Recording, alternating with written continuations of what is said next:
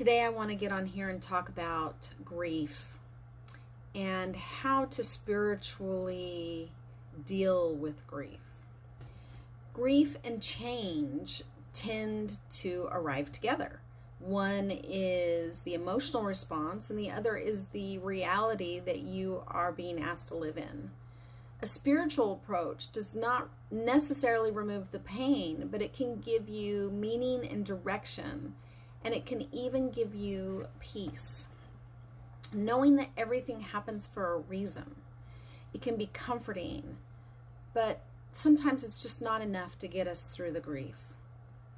Grief isn't a failure of faith or strength. It is evidence of love. Many traditions see grief as a sacred process, not something to bypass. Treat your grief as something meaningful. The most well-known framework is the 5 stages of grief, but I think it really helps if we understand them in a more realistic and grounded way. The first stage of grief is denial, shock, numbness. At first, it may not feel real. Your mind protects you from overload. It might feel detached or distracted, or even sometimes calmly in such a strange way. Spiritually, this is mercy.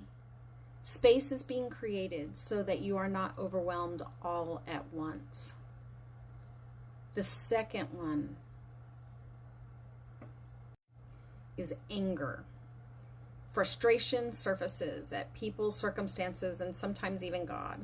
Why did this happen? It isn't fair. This is usually the second stage of grief. The third stage is bargaining. You replay scenarios. If only I had. What if this were different? This is the mind trying to regain control.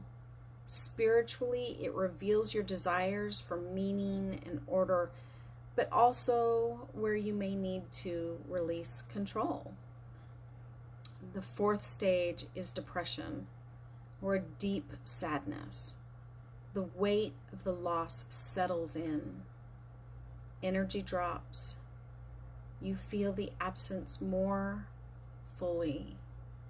Spiritually, this is often the most transformative phase. Not because it feels good, but because it's real.